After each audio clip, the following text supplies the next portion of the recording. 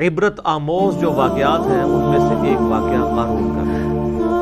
سورۃ المؤمن جسے ہم سورہ غافر کہتے ہیں، اس کے اندر بھی اللہ تعالیٰ نے سیدنا موسیٰ علیہ نبینا علیہ السلام کا جب ذکر خیر کیا تو فرمایا کہ ہم نے موسیٰ علیہ السلام کو فرعون، حامان اور قارون کی طرف پیغمبر بنا کے بھیجا، یعنی ان کی پوری قوم کی طرف نہیں، لیکن وہ ڈومیننٹ سرداروں کے نام اس لیے دیے جاتے تھے کہ وہ لیڈرشپ کے اوپر فائز ہوتے۔ تو فرعون کا تو سب کو پتہ ہے، حامان اس کا وزیر تھا۔ یہ قارون جو ہے نا، یہ اس اعتبار سے بڑا امپورٹنٹ تھا کہ قارون جو ہے یہ موسیٰ علیہ السلام کا کزن لگتا تھا رشتے میں۔ یہ تورات میں ہمیں اس کی ڈیٹیل ملتی ہے اور قرآن بھی اس کو سپورٹ کرتا ہے، وہ میں سورۃ القصص سے آپ کو انشاءاللہ آیات پڑھ کے بھی بتاؤں گا۔ تورات میں ہمیں یہ ملتا ہے کہ یہ حضرت موسیٰ علیہ السلام کا کزن تھا، بنی اسرائیل میں سے تھا، آل فرعون میں سے نہیں تھا۔ لیکن جس طرح یہاں پہ بھی آپ کو پتہ ہے جب گورے آئے تو انہوں نے ہمارے بڑوں کو خریدا، تو وہ غلام تو گوروں کے ہوتے تھے، حکمرانی ہم پہ مسلمانوں کے نام سے کر رہے ہوتے تھے وائسرائے کی شکل میں۔ اور یہ آج آپ کو جتنے بڑے بڑے لینڈ لارڈ ملتے ہیں، یہ وہ ہیں کہ جن کے آباء و اجداد نے غداریاں کی ہیں مسلمانوں کے ساتھ۔ اس کے ریوارڈ کے طور پہ انہیں انگریزوں نے کہا کہ جی آپ صبح سے شام تک گھوڑا دوڑائیں، جدھر تک پہنچ جائیں گے ساری زمین آپ کی، یہ جو ہزاروں کے نال لوگوں کی نکل رہی ہے۔ تو اسی طریقے سے جو حضرت موسیٰ علیہ السلام کا یہ کزن تھا قارون، یہ ہے بنی اسرائیل میں سے تھا، لیکن حکومت کے ساتھ ملا ہوا تھا، اور بجائے یہ کہ بنی اسرائیل کی کوئی بہتری کی بات کرتا، الٹا یہ بنی اسرائیل کے اوپر ظلم ڈھاتا تھا، اور فرعون کا آپ سمجھ لیں ایک وزیر کی حیثیت سے تھا۔ سورۃ القصص کے اندر اللہ تعالیٰ نے اس کا واقعہ ڈیٹیل سے بیان کیا ہے۔ سورۃ القصص سورت نمبر ہے 28 اور پارہ نمبر 20 کے اندر آپ بالکل اینڈ پہ چلے جائیں نا، آیت نمبر 76 سے آن ورڈ۔ اعوذ باللہ من الشیطان الرجیم، بسم اللہ الرحمن الرحیم۔ ان قارون کان من قوم موسیٰ، بے شک قارون موسیٰ کی قوم میں سے تھا۔ اب یہ قرآن نے سپورٹ کر دیا کہ وہ آل فرعون میں سے نہیں تھا، ہے بنی اسرائیل میں سے تھا، اور تورات میں ہمیں ڈیٹیل ملتی ہے کہ وہ ان کا چچا زاد لگتا تھا۔ پیغمبر کا رشتہ دار بھی ہے، کافر ہے تو مردود ہے۔ ہمارے محبوب علیہ السلام کا رشتہ دار ابو لہب مردود ہو گیا۔ فبغى علیہم، لیکن اس نے بغاوت کی ان کے اوپر۔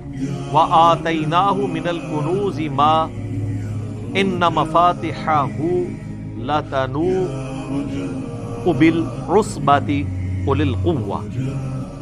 اللہ فرماتا ہے ہم نے اس کو ایسے خزانے دیے تھے کہ جس کی چابیاں ایک بہت بڑی جماعت اٹھاتی تھی۔ یہ 70 اونٹوں والی بات تو، یہ 70 اور اونٹ تو ویسے ہی سال لگ جاتے ہیں نا، قرآن میں اتنا ہی ذکر ہے کہ بہت بڑی جماعت تھی جو صرف چابیاں اس کی اٹھاتی تھی۔ ہو سکتا ہے اونٹوں کے اوپر وہ لاتے تھے تو 70 بھی، یعنی بڑی 70 کا عدد ویسے عربی زبان میں کثرت کے لیے بھی استعمال ہوتا ہے۔ اذ قال له قومه لا تفرح، جب اس کی قوم نے اس سے کہا کہ مت شیخی بگاڑ، ان اللہ لا يحب الفرحین، بے شک اللہ تعالیٰ شیخی بگاڑنے والے کو پسند نہیں کرتا۔ دولت آتی ہے تو شیخی تو پھر بگاڑتا ہی ہے نا انسان، الا ماشاء اللہ۔ وابتغی فیما آتاک اللہ الدار الآخرہ، اور جو اللہ نے تجھے اتنا مال دیا ہے اس سے آخرت کی زندگی طلب کر، مراد کے اللہ کی راہ میں خرچ کر۔ جو بخاری مسلم میں حدیث ہے کہ انسان کہتا ہے میرا مال میرا مال میرا مال، حالانکہ تیرا مال تو وہ ہے جو تو نے کھا کے ختم کر لیا یا پہن کر بوسیدہ کر لیا، باقی تو تیرے ورثاء کا مال ہے۔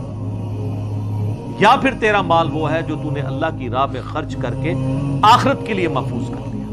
تو نبی علیہ السلام فرمایا تمہارا مال 3 قسم کا ہے، کھا پی لیا، پہن لیا، یا اللہ کی راہ میں خرچ کر کے قیامت کے دن کے لیے محفوظ کر لیا، باقی تمہارے ورثاء کا مال ہے۔ ایک اور حدیث ہے بخاری و مسلم میں، نبی صلی اللہ علیہ وآلہ وسلم نے فرمایا انسان کے 3 دوست ہیں، 2 دنیا میں رہ جاتے ہیں، صرف ایک ہی قبر میں جاتا ہے، اس کا مال اور اس کے رشتہ دار وہ قبر سے باہر رہتے ہیں، اس کے اعمال 7 قبر میں جاتے ہیں۔ تو اعمال میں ظاہر ہے جو مال اس نے خرچ کیا ہوگا وہ 7 قبر میں جائے گا، باقی مال باہر رہ جائے. ایک اور حدیث ہے بخاری اور مسلم میں، نبی صلی اللہ علیہ وآلہ وسلم نے فرمایا ابن آدم کے پاس اگر سونے کی 2 وادیاں ہوں تو وہ خواہش کرے گا میرے پاس تیسری بھی آ جائے. اس کا پیٹ صرف قبر کی پٹی بھرے گی. اسی لیے بخاری و مسلم دونوں میں آتا ہے، نبی صلی اللہ علیہ وآلہ وسلم نے فرمایا اے اللہ محمد اور آل محمد صلی اللہ علیہ وآلہ وسلم کو بس اتنا ہی رزق دینا کہ ان کی روح اور جسم کا رشتہ برقرار رہے، یعنی سبسسٹنس لیول کے. اور ایک اور حدیث بخاری اور مسلم میں، اور یہ مزے کی بات ہے جتنی میں نے حدیثیں بیان کی یہ متفقن علیہ ہیں، بخاری میں بھی ہے مسلم میں بھی، یہ کہانی شریف نہیں ہے، بیسٹ کتابیں جو ہیں ان میں.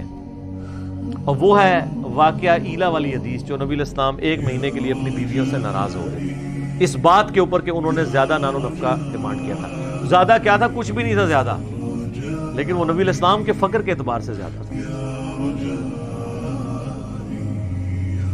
تو سورۃ الاحزاب کی آیات نازل ہوئی کہ اپنی بیویوں کو اختیار دیں کہ میں تمہیں مال دے کے چھوڑ دیتا ہوں، اور اگر تم اللہ اور اس کا رسول اور آخرت کا گھر چاہتی ہو پھر اسی غربت میں نبی علیہ السلام کے ساتھ گزارا کرنا ہے.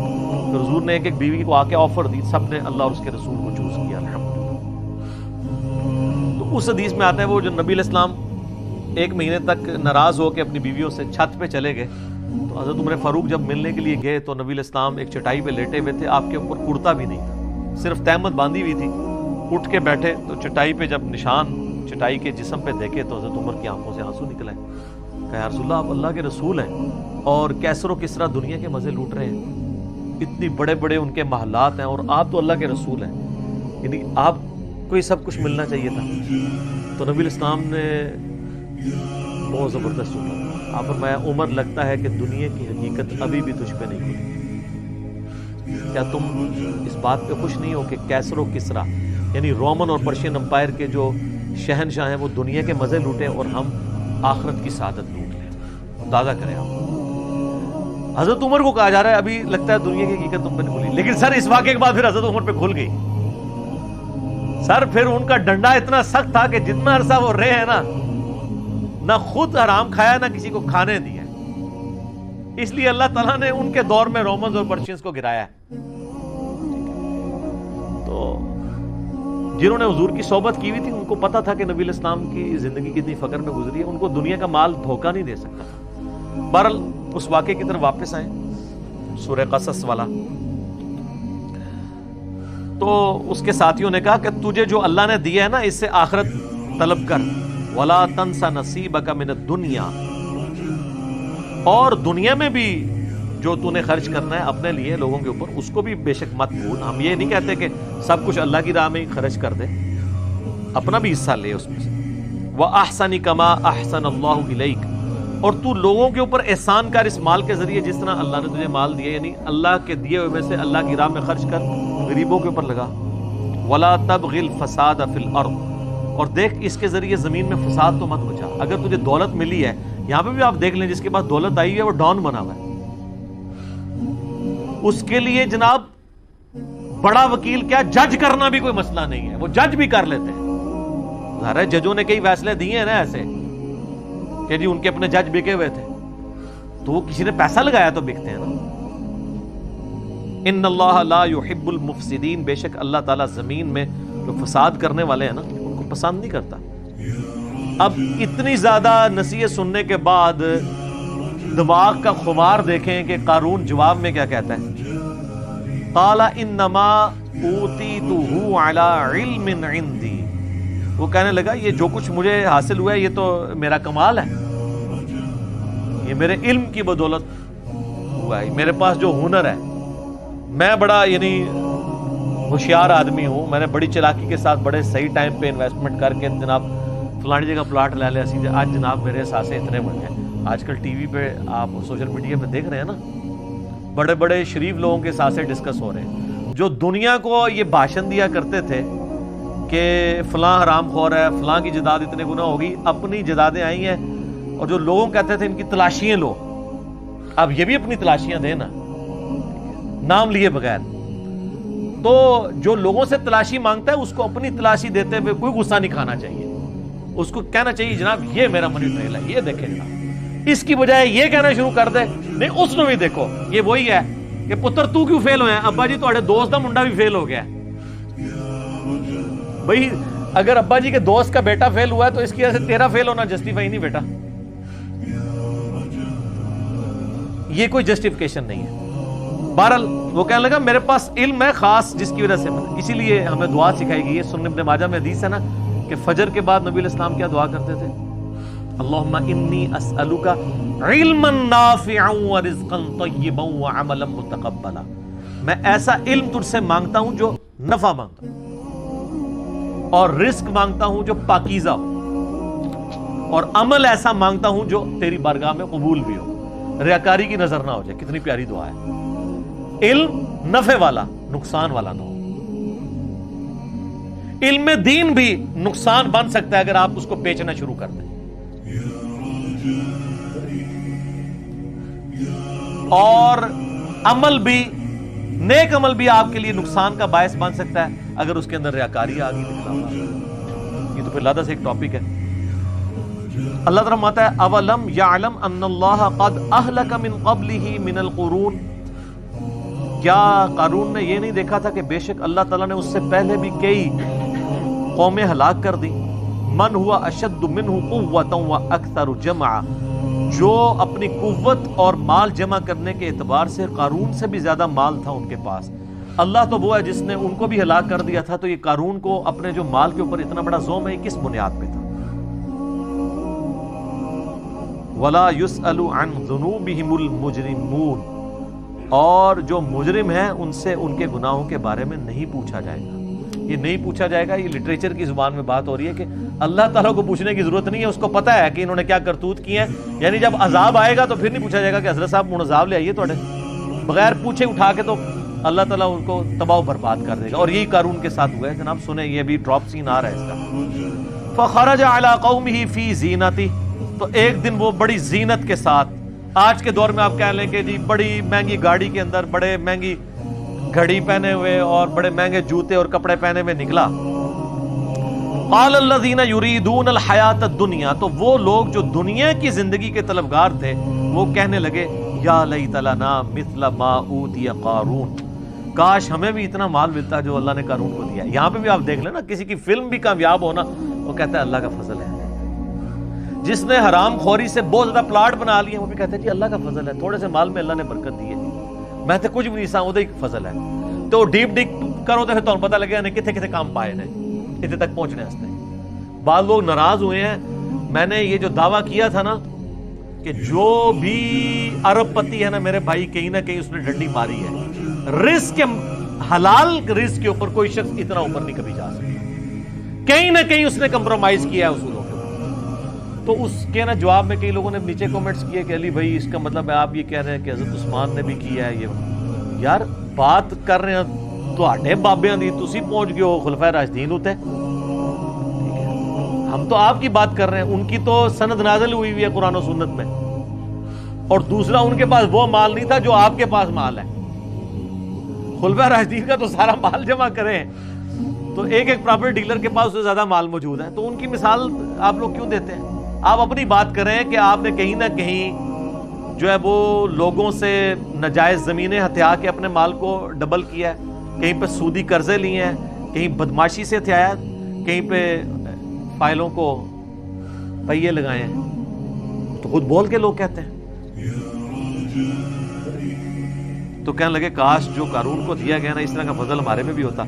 انہو لذو حظ عظیم, یہ تو بڑا قسمت کا دھنی ہے, اللہ نے اس کو اتنا دیا, اللہ نے دیتا ہے نا جی. تو ہم تکلیف ہے سانو نہیں تکلیف, جہدے کول ہے نا انہوں ہی تکلیف کٹنی پینی آخرت وچ. وقال الذین اوتوا العلم, اللہ تعالیٰ فرماتا ہے جو علم والے تھے نا, یہاں اب آپ کو پتہ چلا ہے کہ دولت کے اوپر لگام علم کی ہونا پھر انسان صحیح رہتا ہے. اللہ تعالیٰ فرماتا ہے جن کو اللہ نے علم دیا تھا نا, جب انہوں نے ان کی یہ بات سنی نا کہ یہ بڑا خوش نصیب, انہوں نے کہا ویلکم ثواب اللہ خیر لمن آمن وعمل صالحا, ان کا تمہاری خرابی ہو, اللہ کے حضور جو اجر ہے وہ اس سے بہتر ہے ان لوگوں کے لیے جو ایمان لائے اور نیک اعمال کیے. ولا یلقاها الا الصابرون, لیکن اس کو وہی لوگ حاصل کر پائیں گے جو صبر کرنے والے. ایک یہ معنی ہے، اور دوسرا معنی یہ ہے کہ اس حقیقت تک وہ لوگ پہنچیں گے، اس علمی حقیقت تک کہ یار اصل زندگی تو آخرت کی زندگی ہے جو صبر کرنے والے. دونوں معنی بیک وقت درست ہیں. دنیا تو ساری صبر پہ چل رہی ہے، پورے کا پورا دین، پوری کی پوری زندگی صبر ہے. 3 چیزوں پہ آپ نے صبر کرنا ہے. اللہ کی طرف سے شریعت کی پابندی جو ہے نا اس پہ صبر کرنا ہے. فجر کے وقت اٹھنا، سردیوں میں غسل کرنا، گرمیوں کے روزے رکھنا، صبر کرنا پڑے گا. دوسرا صبر ہے حرام خوری سے بچنا، حرام کاموں سے بچنا. نگاہوں کی حفاظت کرنے کے لیے آپ کو حرام سے بچنے کے لیے صبر کرنا پڑے گا، اپنے نفس پہ جبر کرنا پڑے گا. رزق حرام سے بچنے کے لیے صبر کرنا پڑے گا. اور تیسرا صبر ہے اللہ کی طرف سے آئی ہوئی تکلیف کے اوپر صبر کرنا. وہ تو سب سے مشکل ہے. ظاہر ہے کہ رزق حلال میں پھر آپ عیاشی کی زندگی نہیں گزاریں گے. گاؤں میں جانی مٹھے پاؤ انج نہیں ہوئے گا.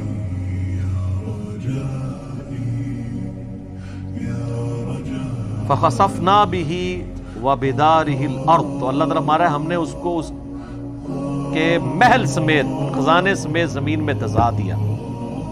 فَمَا كَانَ لَهُ مِنْ فِئَةٍ يَنْصُرُونَهُ مِنْ دُونِ اللَّهِ، پھر اس کے پاس کوئی ایسی فوج نہیں تھی، کوئی ایسی جماعت نہیں تھی جو اللہ کے مقابلے میں اس کی مدد کر سکتی. وَمَا كَانَ مِنَ الْمُنْتَصِرِينَ، اور نہ ہی وہ بدلہ لے سکتا تھا کوئی اللہ تعالیٰ سے اس کے اس معاملے میں.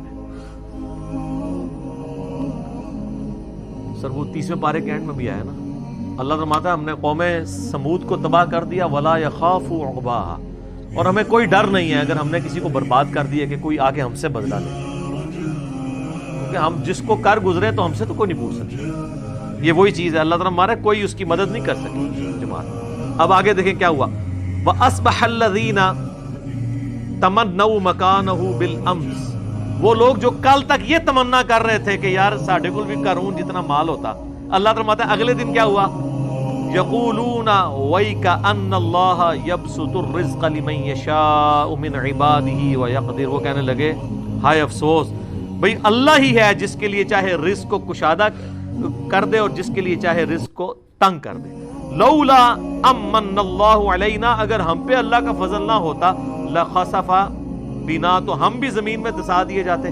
وہ لوگ جو کل کہہ رہے تھے ہمیں بھی اس نے ظلم نہ کیا، شکر ہے جناب اسی بھی زمین میں دسا دیے گئے. ایک دن بعد ہی رزلٹ جب سامنے آیا نا، سر یہی ہونا ہے جو مولا علی کا قول ہے کہ انسان سویا ہوا ہے، جیسے ہی مرے گا جاگ جائے گا. او یہ کیا ہوا، یہ دنیا میں اللہ نے ان کو جگایا. ایک دن پہلے کہہ رہے تھے ہمیں بھی قارون جیسی دولت ملے، اور اگلے دن کیا کہہ رہے ہیں، شکر ہے یار اسی غریب ہی چنگے ہیں. یہ تو مارا گیا اپنی دولت سمیت، وہ دولت تو اس کو بچا سکی نہیں. وَيْكَأَنَّهُ لَا يُفْلِحُ الْكَافِرُونَ، ہائے افسوس کبھی بھی ناشکرے لوگ کامیاب نہیں ہو سکتے. یہاں کفر سے مراد ناشکرے لوگ ہیں. ناشکری ہے نا، اللہ نے رزق دیا تھا، اللہ نے نعمتیں دی تھی، آپ نے اللہ کی راہ میں خرچ نہیں کی، اپنی عیاشیوں کے اوپر خرچ کی ہیں.